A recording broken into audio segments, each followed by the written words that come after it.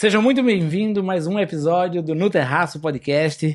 E hoje a gente vai ter uma conversa inspiradora com o Sávio, ele que é pastor metodista, teólogo, professor, palestrante e escritor.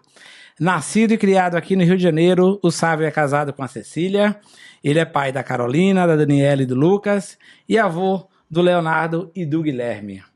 Ele tem mais de 45 anos de caminhada na fé e 18 anos ministrando a pastoral, servindo em diversas igrejas, e hoje ele está liderando na igreja metodista lá no Vidigal. E é com toda essa experiência que ele lança a segunda edição do livro Compreendendo o Livro do Apocalipse, montando o quebra-cabeça, que é esse aqui, ó. Esse rapaz aqui que a gente vai conversar, tá? Uma obra que propõe olhar para o Apocalipse não com medo, mas com esperança. Sávio, meu amigo, seja muito bem-vindo. E eu já vou começar perguntando aqui o que te motivou a escrever esse livro e transformar essa mensagem em algo acessível para quem busca entender a fé e o propósito de Deus. É muito bom estar aí com você nesse podcast, né? É muito bom ter esse momento onde vai poder ser esclarecedor.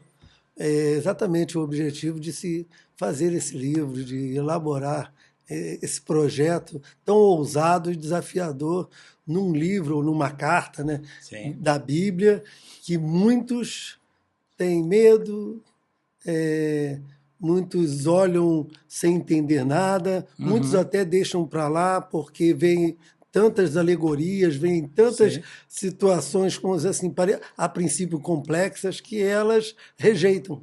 Sim. Então, realmente foi. Mas, pela caminhada de fé que eu já tenho, pela caminhada pastoral que eu tive, eu vejo Deus, através do Espírito Santo, eu sempre gosto de falar assim, me desafiando a chegar mais profundo, a pesquisar mais, a questionar mais, a meditar mais, segundo a Bíblia fala, né, que a gente deve meditar na palavra, né, nos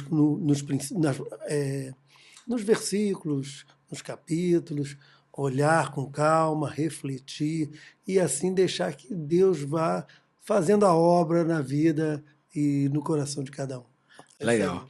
E o que é que te motivou a você a escrever esse livro? O que me motivou foi exatamente esses questionamentos e o tempo que nós estamos vivendo atual.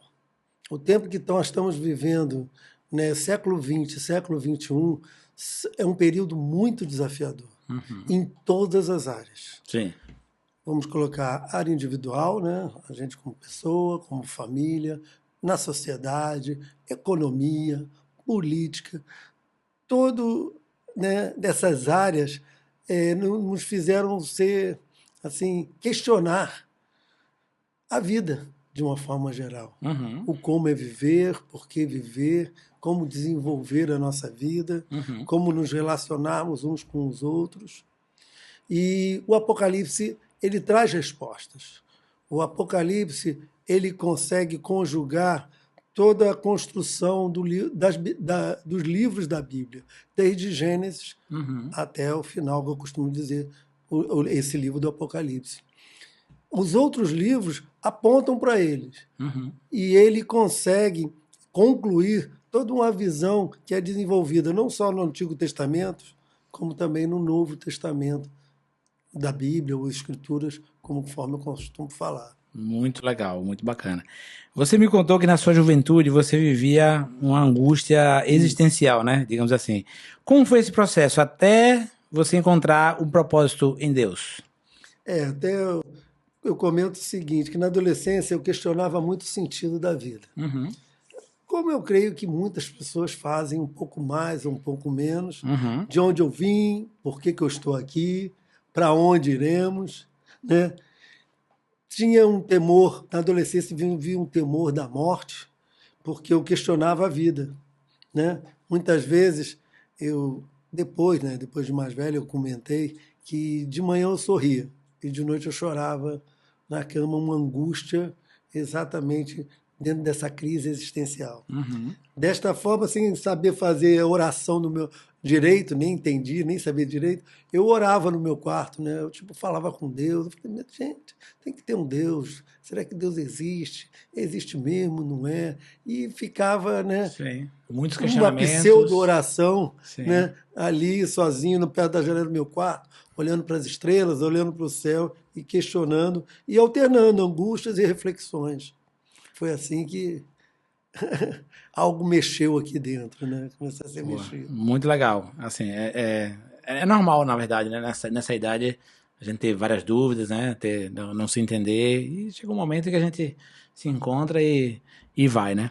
E como é que essa experiência, que aí em torno de 18 anos, ela transformou sua vida e te levou a se tornar pastor? Ó, é que eu falei, depois de muitos anos,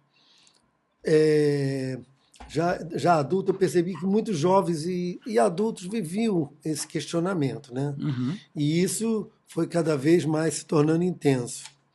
E essa experiência que eu tive, né, que me levou a aceitar, foi através começou o seguinte.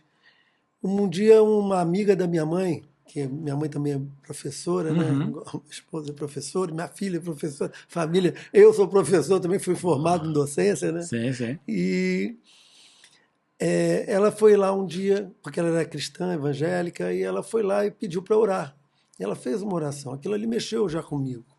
Aquilo ali eu acredito que foi um start. Sim. Mas mesmo assim eu ainda não procurei a fé. Mas eu, vamos dizer, tive assim, mais um quebrantamento, né? Uma sensibilidade de falar assim, ela acredita, me passou uma certa verdade ali. Uhum. Né? Vamos comentar assim.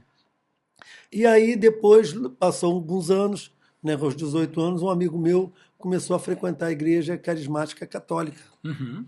E me convidou para ir. Foi o primeiro contato, efetivamente, que eu tive com igreja, em que ela fizesse sentido. Que até então eu ia para a igreja aos domingos, meio forçado pelo meu pai como adolescente, Sim. mas para mim não sabia de nada, ficava lá, né? Doido para acabar, para ir embora para passear. E depois dali tinha um passeio. Você passei na praça, ia tomar um sorvete. Né? Isso. Aí você ia. Mas na igreja ali na carismática, eu comecei a falar, é interessante, porque o que é Bíblia? Eu não tinha a menor noção do que era a Bíblia. Mas o que você sentiu de diferente da igreja do domingo e dessa igreja? Né? Por que nessa igreja você sentiu isso? O que você sentiu de diferente? Eu acho que talvez eu estivesse mais assim, preparado, vamos botar assim, entre aspas, para ouvir. Uhum. Ou para refletir. Estava mais aberto, na né? proposta, Estava mais aberto para ouvir, para receber a palavra.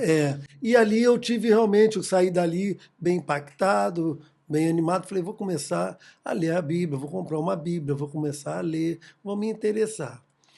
Mas fui umas 3 vezes, passou-se o tempo e foi legal, vamos botar assim, né? Sim. No sentido, foi legal, foi interessante, né? Atendeu uma certa curiosidade. Mas passou um tempo, esse meu amigo também ele começou a frequentar uma igreja evangélica ali em Copacabana, Sim. onde muitos jovens estavam indo para lá. E foi efetivamente ali que eu tive realmente, como eu costumo falar, uma experiência com Deus. Um encontro com Deus, eu fui impactado. A partir daquele dia, o impacto foi tão forte que quando eu me levantei dali, eu não era mais a mesma pessoa. O que você acha que aconteceu nesse dia que causou essa diferença, esse impacto tão forte? Eu creio que todo esse processo antes foi me preparando exatamente para aquele momento. Uhum. E naquele momento eu abri o coração. E como a gente costuma falar, o Espírito Santo, que como está nas Escrituras ou na Bíblia, fala, convence do pecado, da justiça e do juízo. Sim. Naquele dia eu fui plenamente convencido. Não por uma pregação, que eu nem lembro a pregação. Talvez por um louvor, mas eu sei que ali eu chorei tudo que eu podia chorar e mais alguma coisa. Muito foi uma experiência legal. muito pessoal. Muito bom. E muito essa legal. experiência pessoal, quando eu levantei dali, eu falei, eu quero realmente conhecer quem é esse Deus. Quem é esse Deus dos cristãos que eu hoje fui impactado e que é tanto falado, agora eu fiquei curioso. Esse dia foi um divisor de águas na sua vida. Foi mesmo. Mas no caso você frequentava a igreja católica e nessa de Copacabana você passou para a igreja evangélica. Eu comecei a frequentar ali a minha evangélica. Tinha alguns jovens mais velhos, não foi nenhum pastor diretamente, foi os jovens mais velhos, com 20 e poucos anos, que eu pude fazer amizade, que eu fiz mais amizade, e eles puderam me orientar, me assim na fé, me explicar algumas coisas. Falou, tá aqui, tem algum livro. Eu tirava, tinha um amigo que ficou, que eu considero até hoje, né? Já estamos mais velhos, até hoje nós temos contato. Legal. Mora aqui no Rio de Janeiro, se tornou um grande amigo. Ele foi muito assim eficiente em me orientar e dar os primeiros passos, né? E foi me agregando algumas coisas e eu pude tirar algumas dúvidas. E aí, interessante que eu gosto de falar também, que eu passei 1 ano e meio a partir daí, lendo a Bíblia 4 horas por dia da tarde. Eu estava fazendo faculdade, eu não conseguia estudar para a faculdade, eu estava trabalhando, chegava do trabalho, a minha mãe chegou e falou assim, sabe, você está estudando para ser pastor? Você já está estudando para ser pastor? Você começou na igreja? E ela fica, você não para de ler. Eu ficava lá no quarto. E isso aconteceu espontaneamente, né, vamos dizer assim. Sim. E eu estava exatamente curioso em saber quem é esse Deus? Quem é esse Deus do cristianismo? Né? Eu quero saber quem é. Eu quero dar razão, como a própria Bíblia fala, o apóstolo Paulo, o discípulo Paulo, né? Ou como na Igreja Católica o São Paulo fala, né? Dar razão à sua fé. Legal, muito bacana essa história. Assim, porque para um adolescente, né, ou já um quase adulto, né, de 18 anos, se interessar como você se interessou pela Bíblia, não é uma coisa normal, né? É uma coisa que vinha mesmo de dentro, era de coração mesmo, né? É verdade. Exceto que também não foi só eu. Essa igreja conseguiu colocar, vamos dizer assim, em torno de um período aí de uns 8 anos, quase 400 jovens. Parecia que tinha um imã. As pessoas passavam do outro lado da calçada, eram atraídos. Tinha baterias também, aquilo era uma novidade dentro da igreja. Eram jovens. E muitos jovens também tiveram essa experiência de fé. Claro, cada um à sua maneira, cada um dentro da sua história, mas conseguiram, né, desenvolver. Você vê como o meio, né, de convivência é importante, né? E é importante a gente estar sempre rodeado de boas pessoas, de um meio muito legal. Você estava na igreja, né? E você foi super bem influenciado, né, para um caminho. Teve essa influência do meio também, que, claro, do jovem, todos eles com sede, todos eles também, dentro da sua história, com certos questionamentos, certas dúvidas, com os medos da juventude, e procurando Deus, vamos colocar. Eles estavam procurando Deus. Que bom. E ali eu acho que teve um encontro com eles forte. Que bom. E logo depois influenciei até a esposa também, que estava namorando, e ela também foi assim, influenciada, no bom sentido, para também viver essa experiência. Ela conheceu e depois ela, assim, a parte, né, buscando no tempo dela, do jeito dela, ela também pôde ter essa experiência. Uma boa influência, e aí a coisa caminhou bem. E há 45 anos estão aí já juntos. Exatamente. Isso aí, 3 filhões, 2 netinhos. Isso aí. Foram 3 anos de namoro e 42 anos de casado. Isso aí. Deus continue conservando assim, até a eternidade. Sávio, são 18 anos de ministério e várias igrejas fundadas, né, lideradas. O que mais você aprendeu, né, sobre a fé e sobre as pessoas ao longo dessa jornada aí, de 18 anos? Foram 18 anos de ministério, né, 45 anos, o que eu posso dizer, como cristão. Passei por algumas denominações também diferentes, até chegar na Metodista, Igreja Metodista, que atual eu estou. Eu iniciei uma igreja realmente, efetivamente, em 2010 e pastoreei 9 igrejas, né, metodistas. Legal. Né? Sempre metodista, né? Sempre metodista. Mas antes de ser pastor, porque eu fui ser pastor já com 42 anos, né? Eu escorreguei bastante. Você vê que eu tive a experiência de fé com 18, só foi aos 42. Porque eu comecei a colocar, eu não queria... Eu queria ser pastor meio expediente, vamos colocar assim. Entendi. Eu queria ter meu trabalho secular, sempre priorizei isso. Né? Então, como tinha família e tal, muito preocupado, né, com o sustento da família, com o bem-estar da família, então eu achava saudável. E aí, com isso, eu passei por outras denominações e acabou também não acontecendo eu pastorear. Ainda que eu estivesse sempre ali perto de pastores, na liderança. E isso foi muito bom, que me trouxe uma bagagem, uma experiência para efetivamente trabalhar no ministério posteriormente. Né? E não tem jeito, né? Quando o caminho está traçado, não tem como fugir, né? A gente escorrega daqui até que foi. Aí eu trabalhei com comércio 22 anos, né? 22 anos na área de comercial. Mas aí Deus apertou, teve algumas coisas. Começou a aparecer uns nãos, eu não entendendo nada, as coisas não estavam dando certo, não estavam.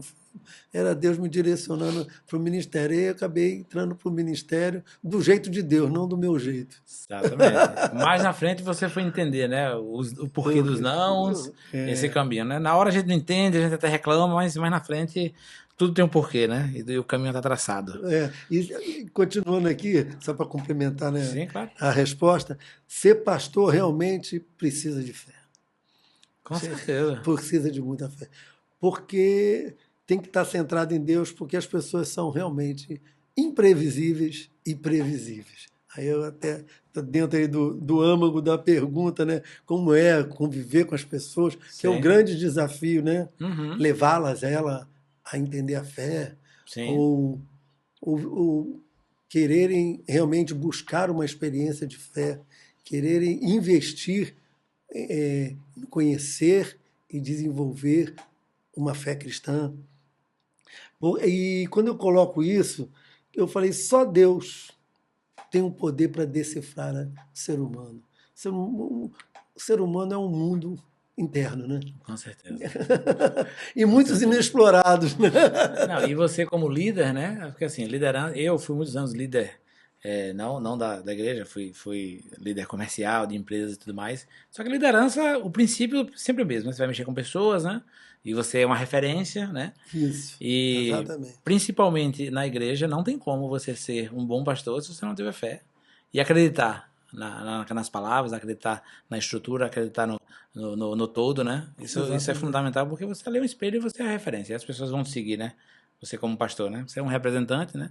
Do divino, e você tem que ter muita fé. Isso aí não tem... Como diz a música do Roberto Carlos, eu gosto de citar isso, essa fé que nos faz otimista demais, né? Sim, com certeza. Mas eu falo também que as pessoas têm as suas histórias, agem, reagem de formas previsíveis, ora imprevisíveis, como eu falei, e é por isso que temos aí o estudo aí de antropologia, sociologia, filosofia, psicologia, para agregar, né, na construção do ser humano, porque devido a todas essas variações que o ser humano tem, né, e demonstra, tanto positivas como negativas. Né?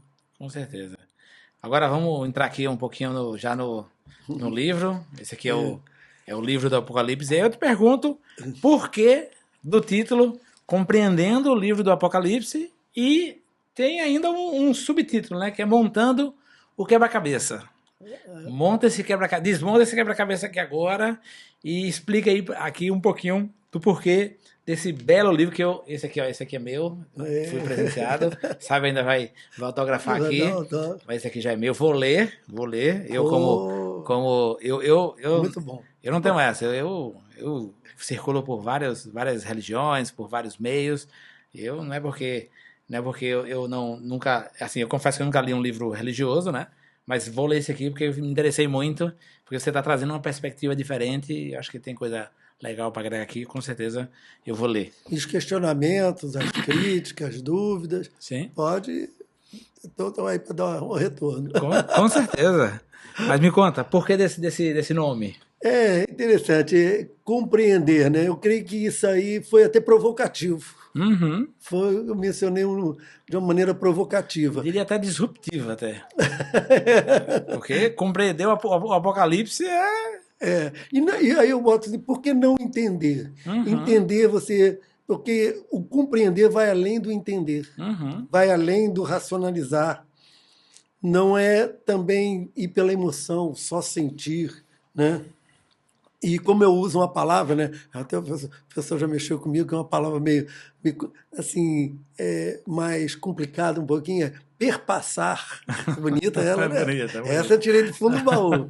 Perpassar pela razão e emoção e deixar o Espírito Santo falar e revelar o que está escrito. É uma meditação bíblica, como eu falei, né? A meditação que nós cristãos acreditamos é nas passagens bíblicas, né? E a mim você vai ler uma passagem, vai ficar com ela ali, tipo, mastigando. Eu uso até uma expressão mais, assim, ruminando, né? Vamos botar, ruminando aquela palavra. E eu creio que aí Deus vai trabalhando e vai se mostrando e você vai conhecendo e desenvolvendo essa fé cristã. Então, o compreender é se deixar ser apurado e guiado pelo Espírito Santo sobre o que está escrito.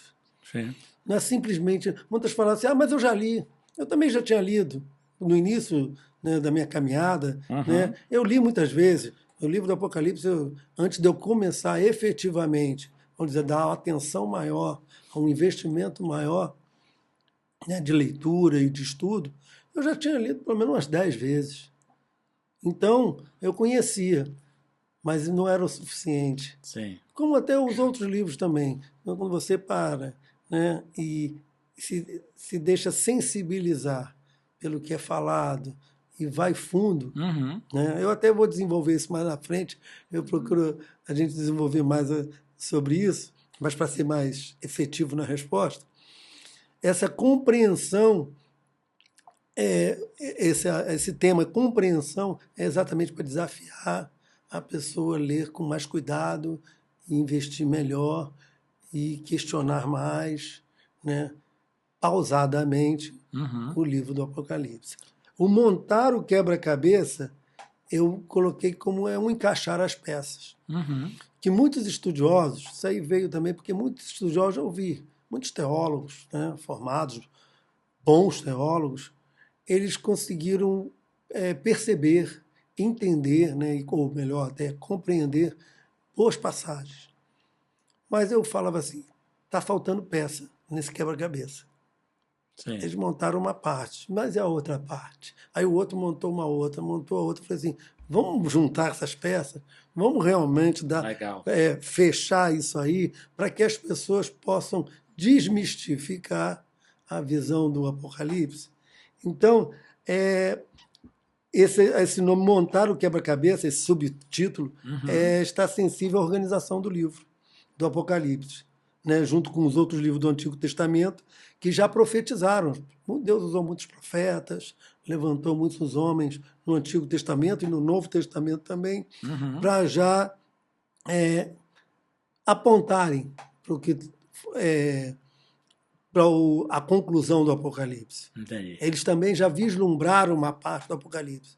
Eu falo isso, por exemplo, o livro, eu botei num capítulo aí, 10, só sobre Zacarias. E se você ler Zacarias, você fala assim, esse homem também acho que foi para o céu, não foi só João, não. Porque ele fala tanta coisa que coincide com João, e há milênios de anos atrás. Há um ano, né? Lá atrás ele já estava... Ele parece que ele também viu alguma coisa. Né? Sim. E fora os outros que também viram algumas partes e vão se encaixando. Por isso que esse montar quebra-cabeça tem a ver também com isso. Legal. Né? E eles se complementam e se confirmam. Bacana, muito bom. O Apocalipse, ele costuma gerar medo, né? O pessoal tem muito medo e tudo mais. Mas você disse que quer trazer maturidade e esperança. Como que essa leitura pode fortalecer a fé do leitor? É interessante, essa pergunta é muito boa. Sim, à primeira vista a gente se depara com muita catástrofe. Destruições e figuras que intimidam o leitor, quem está lendo. Essa é uma grande verdade. Quando você vai ler, você começa a ver trechos que você fala, não, isso é muito complicado. Ih, tem muita destruição, estou com medo, estou com pavor, né? E as pessoas dão um parafuso, né, geral sobre isso. Mas como eu mencionei, né, na minha leitura mais apurada, falei da leitura apurada, essa reflexão das escrituras da Bíblia é perceber em meio a essa visão intermediária causada pela ação do homem. Ou seja, as destruições, as catástrofes, todo o mal que a gente vê, infelizmente, tem a ação direta ou indireta do homem. Aí algumas pessoas, mas o homem faz tanta coisa boa. Eu costumo dar um exemplo. Vou dar um exemplo de algumas pregações que eu já fiz e mencionei. Santos Dumont. Santos Dumont, um pai da aviação, criou um avião belo, ele sonhava. A vida dele toda dedicada à construção. Foi o homem vai voar. Né? Ele estudou, ele errou, ele acertou, ele conheceu a história da aviação de homens que tinham errado e acertado tentando voar e tal. E ele vai lá e consegue colocar aquele 14 bis voando. Coisa tremenda. Calculo o impacto daquele homem, realizei e construí um sonho, não só para mim, mas para a humanidade. Sim. Que coisa tremenda. Uhum. Ele, né? Eu, um outro dia também, isso até me inspirei não só no livro que eu li dele, mas também em séries que eu vi, né? Uhum. Teve uma série assim, muito legal, resumindo. E ali eu pude até ver, né? Eu falei, parece que eu viajei para lá, né, no tempo, né? Viajei no tempo. E aí ele faz esse voo, o avião fica, mas infelizmente o que estava ali em jogo, por trás dos bastidores, que estava apoiando, financiando até ele, era um interesse bélico. Era um interesse já para a Primeira Guerra. Sim. Onde eles iriam superar o inimigo, né? E com uma arma que, vamos dizer assim, que eles não esperavam, né? Que era a aviação. E aí colocaram uma metralhadora naquele avião.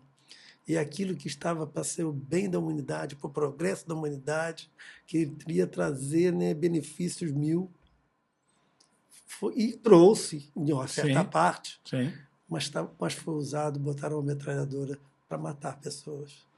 Depois botaram bombas. E até hoje aí o que a gente vê. Aí a gente costuma falar, o tiro saiu pela culatra. Sim. Né? O Santos Dumont viu o início disso e dizem até que ele morreu deprimido devido a sua criação, que ele não esperava que fosse para aquilo. Então, voltando à resposta, né, você vê que o homem, dando ouvidos, a gente costuma falar ao diabo, ao inimigo das nossas almas, dando ouvido ao mal, ele acaba tendencioso para, ao mesmo tempo que constrói, destrói. Ao mesmo tempo que tem coisas boas feitas por Deus, ele também usufrui, mas destrói. Né? E aí a culpa não está em Deus. Deus criou tudo perfeito, com bom, certeza, aprazível ser humano. Com certeza. Né? Para cumprir um propósito, né? Porque Deus... E apesar disso tudo, né? Isso que eu entrar efetivamente, Deus está no controle. Deus está no controle disso tudo. Apesar do homem, apesar da maldade, apesar do inimigo, Deus está no controle. E o mais tremendo ainda, que a gente chega à conclusão, por isso é a maturidade e a esperança. Né? Deus está agindo e cumprindo um propósito de perdão, de misericórdia e de salvação. E quem atentar para isso passa a ter esperança, fé e maturidade. Muito bacana. E eu te pergunto agora, ler a Bíblia com sinceridade transforma a vida? E de que forma que essa compreensão pode libertar, como no versículo, conhecereis a verdade e a verdade vos libertará? Boa pergunta, né? Se a sinceridade ao ler transforma vidas e se a verdade liberta. Eu gostaria de ler um texto de 1 Timóteo, né, que Paulo fala para o seu discípulo Timóteo, escreve para ele, ou orientando ele. Então vamos pegar um trechinho que eu creio que vai ser bem pertinente, né, bem esclarecedor em relação a essa pergunta. Sim. Que fala o seguinte, o apóstolo Paulo falando, partindo eu para Macedônia, roguei-lhe que permanecesse em Éfeso, para ordenar a certas pessoas que não mais ensinem doutrinas falsas. Eu vou pontuar versículo a versículo para ficar até mais conciso. Fica à vontade. O evangelho verdadeiro, ele é avesso às doutrinas, conceitos, preconceitos, preceitos falsos. O verdadeiro evangelho, ele reluz de tal maneira, ele liberta de tal maneira que você não tem dúvida em relação ao que é passado para você de falsas doutrinas. E as falsas doutrinas obscurecem essa verdade. Uhum. As falsas doutrinas do evangelho, do falso evangelho, ela maqueia, ela, desculpa a expressão até meio forte, tapeia o que realmente é a verdade. Por isso que Paulo vai e continua falando o seguinte, ó, que deixem de dar atenção a mitos e genealogias intermináveis, que causam controvérsias, em vez de promoverem a obra de Deus, que é pela fé. O que ele está dizendo? Esses ensinamentos trazem pesos e distorções, porque a obra verdadeira de Deus é pela fé. Sim. E essa obra pela fé vem de Deus. Né? Tem uma passagem, né, no Evangelho, que é João 3,16, que fala: Deus amou o mundo de tal maneira, de tremenda maneira, né, de imensa maneira, que envia o seu Filho amado, para que todo aquele que crê, aí, né, esse sublinhar aí é meu, né? Daquele que crê, daquele que acredita, daquele que dá crédito, daquele que leva a sério a vinda desse Deus, não pereça, ou seja, não morra, mas tenha vida eterna. E esse morrer tem a ver até com o que eu falei da angústia. Morrer na angústia, morrer nos seus pecados, nos seus delitos, nos seus erros, nas suas falhas, nas suas inconsequências, nos seus devaneios, né? E por aí vai, que muitas vezes vai te engolindo por dentro e te levando à morte, né? Sim. Porque você não tem a resposta verdadeira da vida. E isso transforma vidas, né? Muito legal. Continuando, né, o passagem aqui, né, eu até fui um pouquinho mais, e ele fala: o objetivo dessa instrução é o amor que procede de um coração puro, de uma consciência, de uma boa consciência e de uma fé sincera.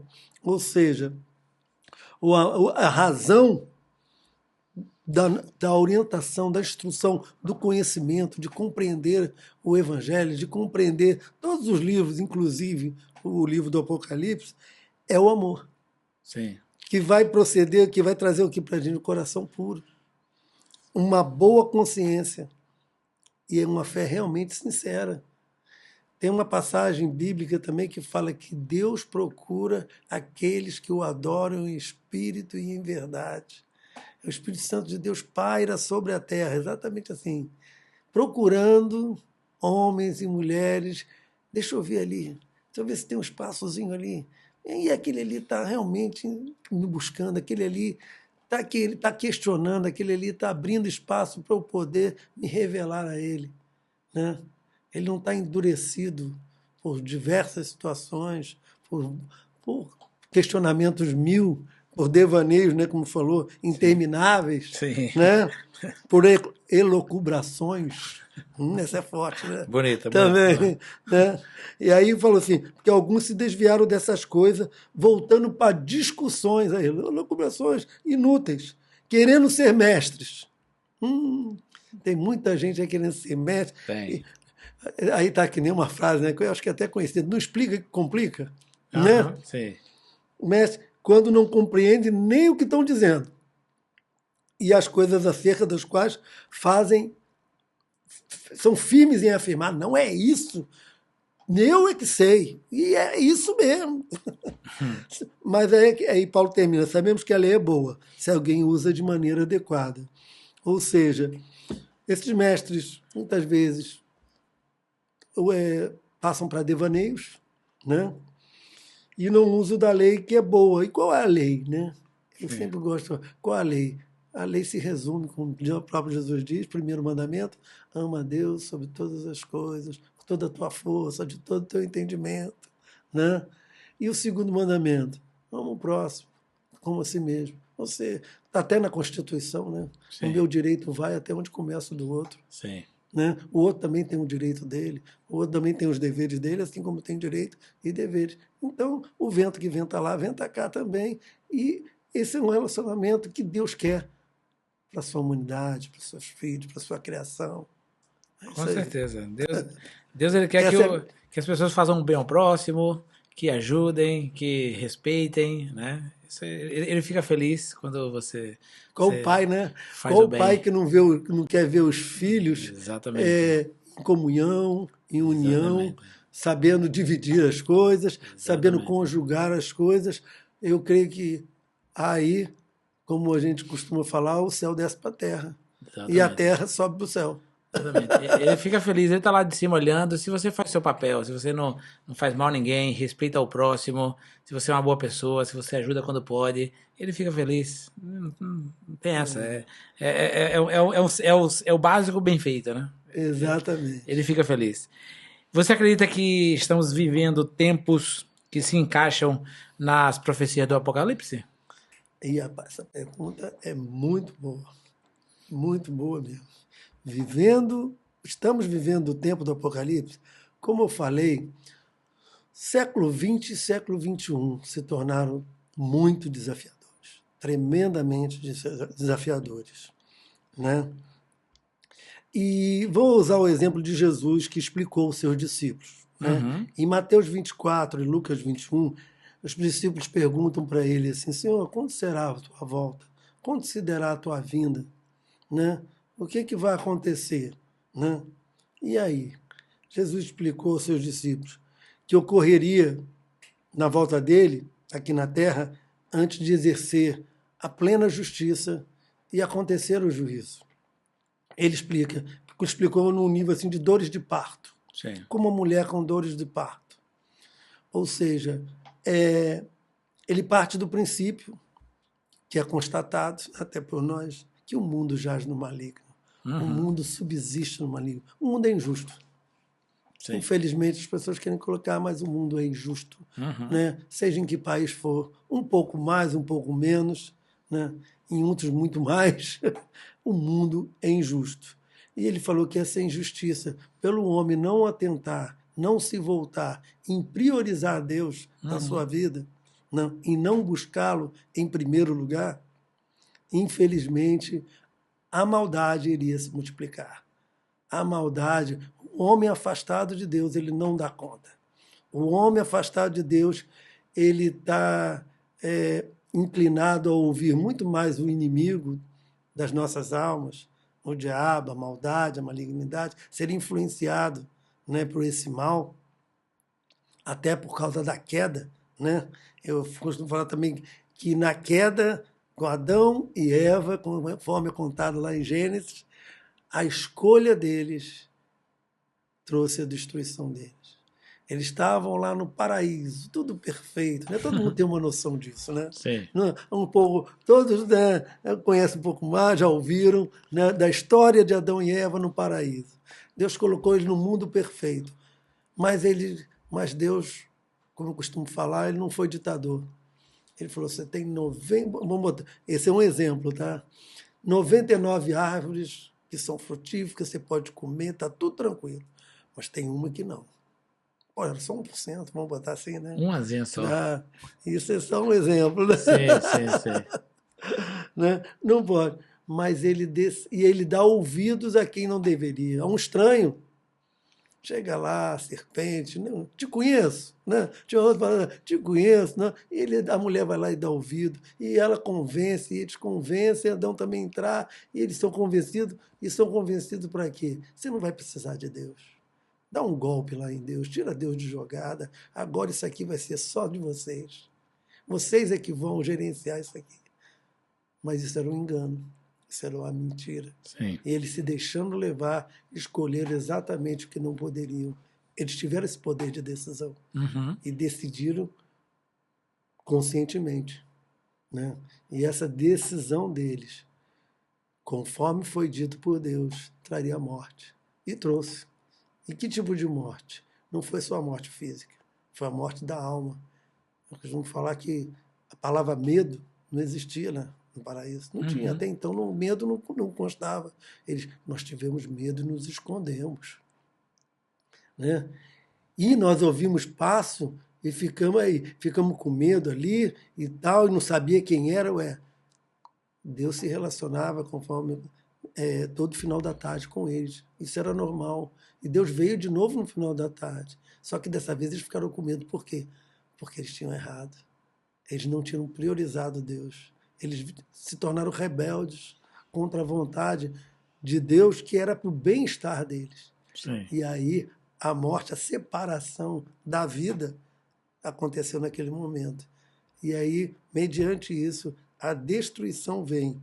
E aí eu creio que o Apocalipse já começa a dar os seus primeiros passos para que a coisa aconteça. Sim. E eu falo também que esse tempo, se hoje a gente está vivendo, eu coloco como século XXI, conforme eu falei, que se tornou acelerado.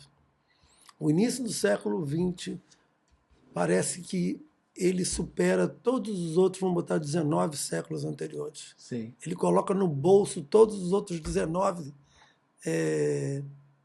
séculos, porque começa ali a Revolução Industrial. Sim. Começa ali a Primeira, depois logo a Segunda Guerra. As epidemias se tornam mais fortes. Ao mesmo tempo que a multiplicação do ser humano aumenta enormemente. Não sei se as pessoas sabem, né? Eu pesquisei já, antes até lendo aqui, né? Estudando e montando o quebra-cabeça do Apocalipse. Início do século XX, nós éramos em torno de 1 bilhão de pessoas. Final do século XX, em torno de 8 bilhões de pessoas. Muita gente. Que loucura, né? Não, muita gente. Um crescimento desordenado. Totalmente desordenado e descontrolado. Sim. E o homem não está dando conta, não dava antes, perdeu o controle, a coisa ficou desenfreada e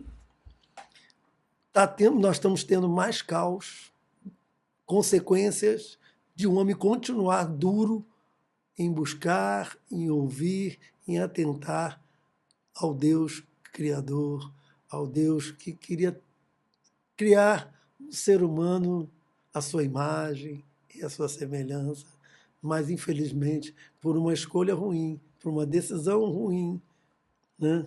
Por uma rebeldia, Sim. ele está destruindo mais do que construindo, porque não está, vamos dizer, passou para o outro lado. Sim. E Deus fala, volta, eu enviei meu filho. Eu estou querendo você de volta, apesar disso tudo, eu te quero de volta. Eu quero resgate. Com certeza. Com certeza. Ok? Muita gente diz que não entende o Apocalipse por causa das alegorias. Como é que o livro pode ajudar a tornar essas mensagens mais claras? É interessante, né? Que falando sobre as alegorias, né? O meu livro ajuda a esclarecer, porque eu me fundamentei na didática de Jesus. Jesus tinha uma didática. Sim. E a didática dele era falar por parábolas e por alegorias. Sim. E esse intuito dele falar isso, junto aos seus discípulos, era para facilitar a compreensão. Né? Ele, por exemplo, a parábola do bom agricultor que saiu a semear. Uhum. Eles entendiam isso de semente. Quando ele falava do peixe, eles entendiam porque eram pescadores. Sim. Então, Jesus facilitava a compreensão, muitas vezes, com certas parábolas que trazia a luz e a realidade que eles viviam. Isso era muito bom. Mas, ao mesmo tempo, também, ele falava por parábolas para que aqueles fariseus, os escribas, que eram muito céticos e racionais, sim. E por serem racionais eram céticos, e por ser céticos eram racionais. Sim. Era interessante isso. A verdade era escondida deles. Sim. Como eu falei, eu usei essa palavra elucubração, né? Uhum. Muitas vezes eles queriam elucubrar e racionalizar, às vezes com intuitos até, né, egoístas, arrogantes, orgulhosos. Era escondido deles. E eles não entendiam. Jesus falava, desfalava, ia para lá, ia para cá, usava parábolas, daqui a pouco usava outra, usava outro exemplo, e isso confundia. Mas quando ele chegava, e os discípulos também ficavam confusos, mas quando ele chegava à parte, falava assim, agora eu vou explicar para vocês o que é. Nos evangelhos está lá, ele explicando passo a passo. Então, A gente usar o livro do Apocalipse, ele tem alegorias também por isso, para esconder e mais para explicar. É uma forma de proteção também, né? É isso, para explicar, né? E para esconder. Sim. Até hoje. Sim. Né? Então eu procurei organizar o livro, né, ou a carta, que eu costumo falar do Apocalipse, respaldado em passagens bíblicas do Antigo e do Novo Testamento, que iriam fortalecer a fala ali, né, mencionada. Tanto que eu fiz de capítulo a capítulo. Não deu para fugir. Sim. Tive que colocar capítulo 1, 2, 3, exatamente para fazer uma análise mais ponderada, mais equilibrada, mais profunda de versículo. E respaldado na própria Bíblia. Sim. Porque a própria Bíblia se explica. A própria Bíblia explica a Bíblia. Sim. A própria Bíblia explica, né, testifica, como eu falei, né, confirma que Jesus é o Filho de Deus. E se você for ali, você vai construindo isso e tendo uma compreensão melhor. Teve um pastor amigo meu, né, eu até comentar, gostei da observação que ele mandou. O pastor Sávio, o homem que simplificou o Apocalipse. Então, lendo o livro, você vai entender de uma forma mais didática, mais simples, mais mastigada o Apocalipse, né? Isso. E respaldado na Bíblia. Sim. Porque onde você está fundamentando, eu vejo assim, toda fala tem que ter um fundamento. Com certeza. E esse fundamento, se ele estiver bem apoiado, né, ele vai convencer. Sim. Contra fatos não há argumentos, né? Com não certeza. Tem um ditado que fala. Com né? certeza. E, por exemplo, Gênesis é o início do livro. Os outros livros do Antigo Testamento, eles se dão como um desenvolvimento. O Novo Testamento já caminha para a conclusão, para um fechamento. E no Apocalipse se dá a conclusão. Então, se você organizar, como eu falei, montar esse quebra-cabeça de uma maneira organizada, com sensibilidade, ouvindo o Espírito Santo, porque foi ele, né? Sim. A Bíblia foi inspirada pelo Espírito Santo, é isso que a Bíblia fala, que a gente crê. Sim. Então, se ela foi inspirada, deixa ele falar, deixa ele mostrar. Né? Aí a gente vai num texto, vai lá, né?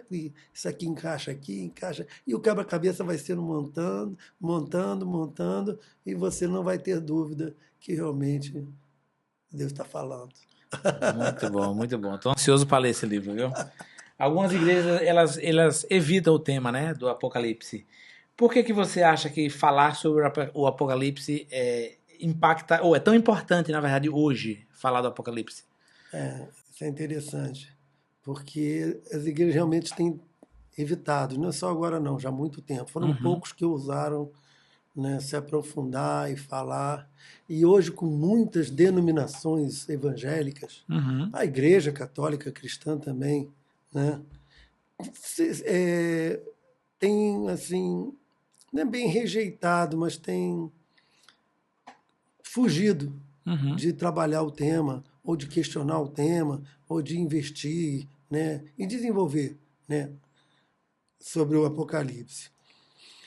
No fundo, eu acho que eles não se dedicam em conhecer porque falta você um pouco pesado, humildade para desenvolver. Porque a gente tem que baixar a nossa bola, reconhecer que a gente não sabe, reconhecer que a gente, né, se vê inapto, mas está disposto a investir, está disposto a desenvolver, né, a nossa fé conhecendo. Isso é para toda a Bíblia. É que eu falei, aos 18 anos eu não sabia absolutamente nada, nem sabia o que era a Bíblia direito, como eu se montava, não sabia nada de fé. Eu tive aquela experiência que impactou e mexeu comigo. Mas eu fui dar razão à fé. Eu fui investir. Eu reconheci que eu não sabia, procurei pessoas que pudessem me ajudar nos primeiros passos, igual uma criança, né, para você poder desenvolver. Então eu vejo que eles não têm. Então precisa de sensibilidade para ouvir e para compreender, né? E muitos não são ensináveis. Isso tem resistência em aprender. Outros fogem por preconceituar o assunto. Outros que trocam a fé pela razão. Outros trocam a fé pela emoção, né? Hoje, por exemplo, eu vejo o Apocalipse, por que ele é importante? Porque ele é vital para a igreja cristã. Ele está falando da igreja. A igreja tem um início, tem um meio e tem um fim. Jesus falou, aqui, no início, né, ele apareceu lá no livro de Atos, eu estou subindo para o meu Pai. Mas da mesma forma que me viste subir, vocês vão me vir descer. Sim. Da mesma forma que vocês estão me vendo glorificado, que eu morri e ressuscitei, e essa é a grande máxima do cristianismo. Sim. Ele provou que ressuscitou. Com certeza. Está nas Escrituras, 500 pessoas, Paulo falou, botou até o número, em torno de 500 pessoas já testificaram que ele ressuscitou. Oh, não tem aquela, né? O pessoal costuma falar, né, nas conversas de rua aí, né? Vamos dizendo assim, entre amigos, fala assim, para tudo tem jeito, menos para a morte. Aí eu falei, meu querido, eu vou ter que discordar de você com a minha caminhada de fé. Até para a morte tem jeito, porque Jesus ressuscitou. E todos viram. Ninguém voltou de lá para dizer como é lá do outro lado. Eu falei, rapaz, vou ter que discordar de novo. Alguém voltou sim. Jesus voltou. E apareceu, glorificado, ressuscitado, conforme ele falou. Tudo que ele falou se cumpriu, ele não falou caô, como diz outro, né? Não enganou.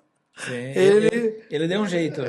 Ele está lá e veio e ressuscitou, conforme tudo que ele falou foi cumprido nele, na pessoa dele. Então é vital. O João afirmou na carta dele também, até lembrando aqui, o menino da carta, ele fala que essa carta foi revelada por ele, que primeiro foi o telefone sem fio, né? Já foi numa Wi-Fi ali. Já começou daquela época já, né? João foi para o céu, teve Deus passa para Jesus, Jesus passa para os anjos, que passa para João, e o anjo ainda fala para João, passa para a turma toda aí, passa para a igreja aí, avisa eles para mostrar que eu não abandonei eles mesmo, que tudo que foi falado por Jesus quando esteve aqui na terra é verdade, e você está vendo no céu que isso vai ter uma hora que vai ter uma conclusão, vai ter um final feliz. Apesar, né, do homem rebelde, mas Jesus é enviado para dar uma segunda chance na decisão, na escolha lá de Adão e Eva, não foi? Sim. Para que a gente pudesse agir diferente, para a gente pudesse escolher diferente, tomar uma decisão diferente. Muito bom. Muito bom. Sabe as palavras? Muito bonito isso. E para quem nunca teve experiência com Deus, você acha que ainda dá tempo de recomeçar ou viver algo novo? Boa! Se há tempo de recomeçar e viver algo novo. Muito bom. Eu ia até citar na outra pergunta, vou pegar um gancho aqui, né, que toda série, todas as novelas, né, o brasileiro então é mais chegado à novela, Sim. né? Mas também hoje as séries estão aí, né? Toda série ela tem um início e um final. E a gente vê que sempre parece que no final, né, que tudo, né, se ajeita, se encaixa. Sim. Né? No início começa, vai mostrando, o Apocalipse é muito assim, vai mostrando, né, os personagens, vai construindo aqueles personagens, o local, e aí, e nessa construção, depois ele vai desenvolvendo. E no final, né, ele vai concluindo. Ele conclui toda a história, ele junta as peças. E interessante que muitas vezes no final é que são feitos os recomeços. Né? E uma fala que eu tenho é que enquanto há vida, há esperança. Com certeza. Né? Eu falo, não, né? Me respaldo na Bíblia, que a Bíblia, estou pegando ali o gancho, né? A Bíblia, as Escrituras que falam que enquanto há vida, que a vida está aqui. Enquanto tiver vida, a esperança está aqui.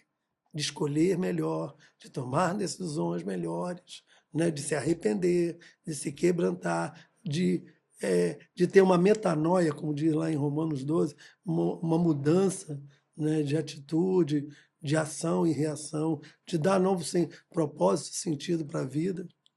Né? Porque o propósito de vivermos nessa terra é exatamente esse: acertar, Sim. ressignificar. Né? Em Adão entrou o pecado.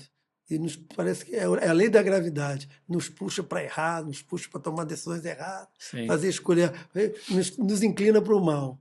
Mas em Jesus, ele bota o peso lá e fala assim, ó, agora você não tem mais desculpa, agora está equilibrado o peso aí, agora a bola está no teu pé de novo. Você está lá que nem Adão pode escolher, no mundo errado, mas você já viu o que é bom, já viu o que é certo.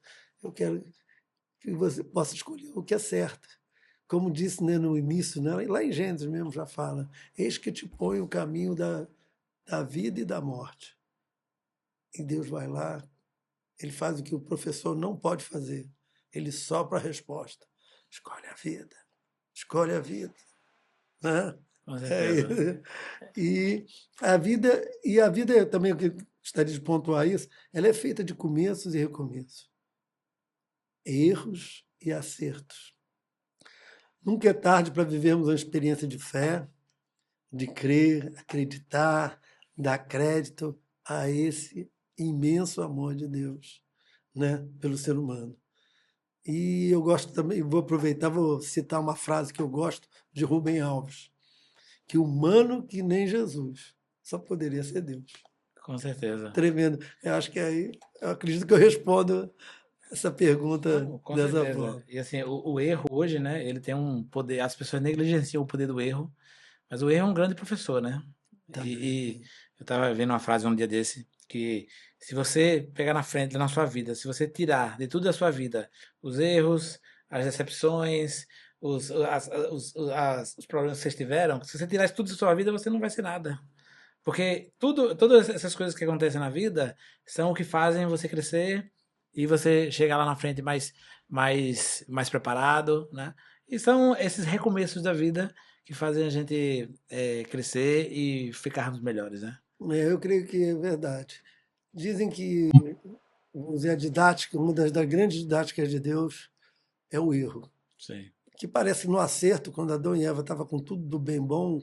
Eu costumo até brincar em pregações minhas, né? Usar essa ilustração. Eu falo, poxa, Adão e Eva estavam em Dubai. Estava tudo bom, tinha Mercedes-Benz, tinha a casa lá panorâmica, tinha lancha, tinha tudo do bom do melhor, mas ele chutou o balde, o pau da barraca e jogou, não quero isso. Né? Sim. Aí Deus permite que ele vá lá para uma situação, vamos lá, né? Eu vou usar daqui do Brasil, né? Vai lá para a favela da Maré, que é uma situação realmente difícil, é uma casa com todos os problemas, com todas as dificuldades, todos os desafios. E aí vamos lá, o outro com tudo do bom e do melhor não valorizou. E alguns muitos, vamos botar assim, valorizam, falam assim, pô, eu quero sair daqui. O que me der, eu vou valorizar. Né? Então, eu creio que o sofrimento é para que a gente possa perceber e valorizar o amor de Deus, a boa vontade de Deus, né, para com a sua criação. E com isso, viver uma vida, como o próprio Jesus falou, venha a mim para viver e viver com abundância, né, viver com qualidade. E se alguém abrisse hoje o livro, o que você gostaria que essa pessoa sentisse ao terminar essa bela leitura? Realmente é até uma preocupação minha. Quem lê o livro, eu sempre... Interessante, todos os livros, né, já foram 100 livros, né, que as pessoas já adquiriram, já tiveram acesso, que eles me dessem um retorno. O que você achou, né, como é que chegou para você o livro e tal. Me dá esse retorno, que isso aí para mim é bom. E e o que eu puder também contribuir na tua leitura a mais, ou esclarecer alguma coisa, alguma dúvida. Mas geralmente as pessoas ficam muito retidas, né? Sim. Mas algumas falam. Eu gostaria que elas sentissem realmente sede e fome de conhecer realmente as Escrituras, a Bíblia, assim como foi comigo. Aos 18 anos, que eu tive aquele impacto, e fui ler, falei, deixa eu conferir, né? Deixa eu ver, deixa eu ter a minha própria experiência, deixa eu ter a minha própria vivência, não só sobre o livro do Apocalipse, mas sobre a Bíblia, né? pessoal fala tanto de Deus, Deus dos cristãos é isso, querem me convencer, que as pessoas, né, hoje está no Brasil, então isso, querem me convencer de ser evangélico, de ser crente, de ser cristão, ou de ser, né, seguir uma religião, fazer isso, fazer aquilo. Mas eu creio que convencer pode durar até um período. Mas converter, é como eu falei, só uma experiência com Deus e é pessoal, é real da pessoa, é particular. Com certeza. Né? Aí o que acontece depois, né, cada um tem a sua proposta de vida, a sua história de vida que vai desenvolvendo. Né? Jesus falou o seguinte: examinai as Escrituras, porque elas testificam, confirmam sobre quem é Ele. Ele fala, vai lá.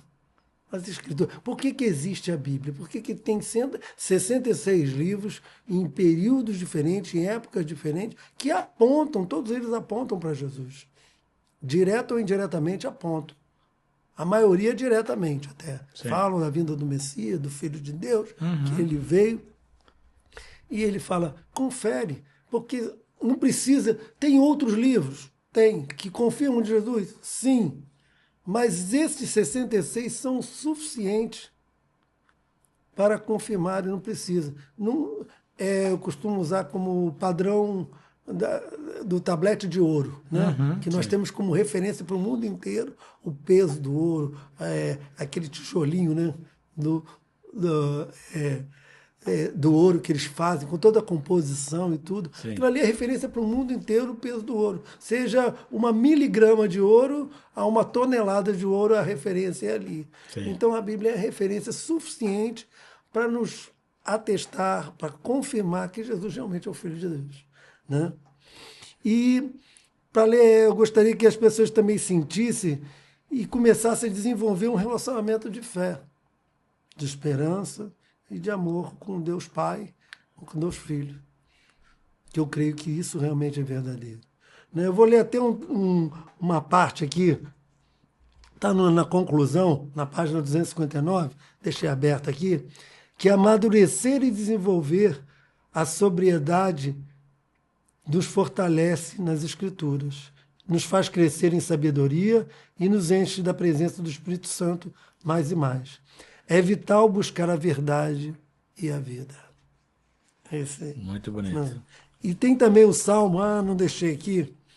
Eu vou ler no...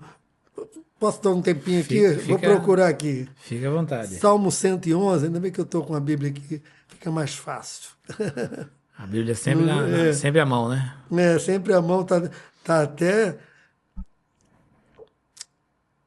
num celular, né, que a gente fala que o celular tem que usar também, não só para diversas coisas. O celular hoje é multifuncional. Com certeza, com certeza. Que fala o seguinte: grandes são as obras do Senhor, nelas meditam todos que a apreciam. Seus feitos manifestam majestade e esplendor, e a sua justiça dura para sempre. Poxa, se pegar esse versículo e ficar, né, nele, e eu acho que isso aqui até resume tudo. Que as obras do Senhor realmente são imensas. Sim, são. E a gente meditar, porque a gente meditar vai nos fazer apreciar, e apreciar nos vai fazer meditar mais e mais, desenvolver essa fé. Né? A gente vê que os céus e a terra já manifesta a majestade de Deus, já manifesta o amor de Deus, a criação, né? Tão Sim. perfeita que outro dia eu conversando, já tem uns anos atrás, eu conversei com umas pessoas, dei esse exemplo, que eu descobri que tem 4.000 espécies de peixes que não são conhecidos. Caramba! Isso é tremendo, né? Olha que multiforme sabedoria, multiforme, né, da criação de Deus. Muito legal. Fora que volta e meia as pessoas descobrem aí na Amazônia plantas que eles não imaginavam. Não estão catalogadas ainda. Pássaros que eles também não imaginavam, não estão catalogados. Sim. Olha que isso faz a gente pensar na vida. Com certeza. Sabe, estamos chegando aqui na reta final, já estamos aqui já com mais de 1 hora de programa. E para fechar aqui, qual é a mensagem que você deixaria para quem está buscando um propósito e um sentido para a vida? Mediante tudo isso, né, vamos fazer uma conclusão. e que tem a ver com a proposta do livro também. O propósito e o sentido da vida que eu desejo, né, para as pessoas é que o Senhor, o Deus Pai, o Deus Filho, o Deus Espírito Santo, alcance o coração dessas pessoas, de todas. Com a revelação, como eu falei, uma coisa que é particular, mas que vai levar ele a crer que realmente tem um Deus que não nos abandonou a própria história, a própria sorte. Sim. Né? Que não estamos abandonados aí, né? Mas que enviou o seu Filho para resgatar aqueles que creem. Outra, até me veio aqui também, por exemplo, no mundo as pessoas têm uma fala, né, que dizem que a mola do mundo, eu ouvi muito isso da minha mãe, a mola do mundo é o dinheiro. Uhum. Isso é uma verdade. Sim. Não podemos deixar. A gente fica mais velho, a gente pode até resistir, mas é a realidade nua e crua. Sim. E eu comecei a estender também, falei que a mola do político é o voto. Sim, com certeza. Né? Sim. E Deus, por sua vez, a gente fala assim, Deus nunca vai pedir nada de mim, Ele não quer nada, né? É tudo dado pela graça. É verdade, é dado pela graça. Só que Ele requer alguma coisa assim. Ele requer que a gente dê crédito, que a gente creia. Essa é a moeda para ir para o céu. Dar crédito, crer, levar que Ele é a sério, levar que Ele não jogou, que Ele não enviou o Filho dele para passar todo aquele processo à toa e que a ressurreição dele realmente é verdade. Essa é a mensagem. E eu queria deixar aqui também, na contracapa, aproveitar, vou finalizar, né, que já tem 1 hora, né? Sim, não, fica à vontade. Desenvolveu bem. Que o Apocalipse, o livro da esperança, aqui eu vou ler, né? Essa plenitude está no livro da esperança, o livro do Apocalipse, livro que parece ser escrito do céu para a terra. Esse estudo que eu venho apresentando nessas páginas veio no meu coração para compartilhar as verdades de Deus, que Deus, através de seu Espírito Santo, tem me mostrado, pois creio que Deus não quer mostrar apenas para mim, mas para todo aquele que crê, que busca e que tem um coração sincero, que tem seus questionamentos e quer saber e entender os desígnios de Deus para o ser humano. Em Mateus, o Evangelho de Mateus 13, 16, 17, fala: felizes os olhos de vocês, porque veem, os ouvidos de você, porque ouvem. Pois eu lhe digo a verdade, muitos profetas e justos desejavam ver o que vocês estão vendo, mas não viram. E ouviram o que vocês estão ouvindo, mas não ouviram.